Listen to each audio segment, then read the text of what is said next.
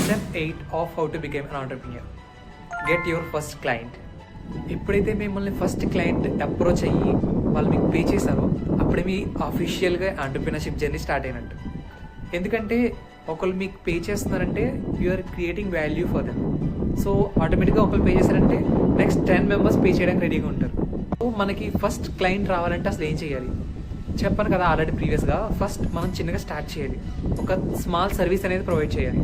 And ఆ service కూడా first service అనేది మనం ఫ్రీ ఆఫ్ కాస్ట్ లేదా లెస్ కాస్ట్కి ప్రొవైడ్ చేసి వాళ్ళకి మనం బెస్ట్ క్వాలిటీ వర్క్ ఇచ్చిన తర్వాత వాళ్ళని మనం రివ్యూ అడుగుతాం.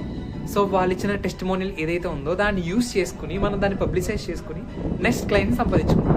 ఎప్పుడైతే మమ్మల్ని ఫస్ట్ టైం క్లయింట్స్ మిమ్మల్ని అప్రోచ్ అయ్యి మాకు ఈ సర్వీస్ కావాలి అని అడిగారో అప్పుడే మీరు సక్సెస్ఫుల్ అయినట్టు ఆంటర్ప్రినర్గా. Step 9 is to stay patient.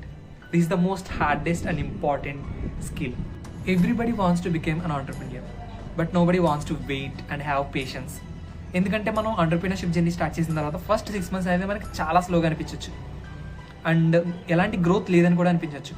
But ఆ ఫస్ట్ 6 months అనేది you're making foundation to your startup. మీ కంపెనీకి మీరు మంచిగా ఫౌండేషన్ బిల్డ్ చేస్తున్నారు. ఆ టైంలో మీకు గ్రోత్ కనిపించకపోవచ్చు, బట్ దాని తర్వాత అయినా కూడా మీరు కన్సిస్టెంట్గా పేషెంట్గా ఉండగలిగితే you will see a huge growth in your entrepreneurship journey. ఇప్పుడు కొత్తగా జర్నీ స్టార్ట్ చేసిన ఆంటర్ప్రినర్స్ ఎవరైతే ఉన్నారో వాళ్ళు అసలు ఫెయిల్ అవి కాదు. ఫస్ట్ ఆఫ్ ఆల్ చాలామంది వాళ్ళకి పేషెన్స్ లేక గ్రోత్ రావట్లేదని చాలామంది డ్రాప్ అయిపోయిన వాళ్ళు చాలామంది ఉన్నారు. సో రిమెంబర్, మీ పేషెన్స్ ఏదైతే ఉందో అది మీ బిగ్గెస్ట్ ఇన్వెస్ట్మెంట్ ఈ ఆంటర్ప్రినర్షిప్ జర్నీలో. Because we have to stay consistent and stay patient. So then only we will get result and we can able to succeed in this journey. Guys, మన series అయితే complete అయిపోయింది. These are the 9 steps on how to become an entrepreneur. So మీకు ఇంకా interest ఉండి ఇలాంటి startup related videos and entrepreneur related content కావాలంటే please do comment. And ఇలాంటి కంటెంటే కాకుండా ఇంకా వేరే కంటెంట్ ఎలాంటిది ఎక్స్పెక్ట్ చేసినా కూడా ఒకసారి నాకు కామెంట్లో మెన్షన్ చేయండి. So I will try to do that.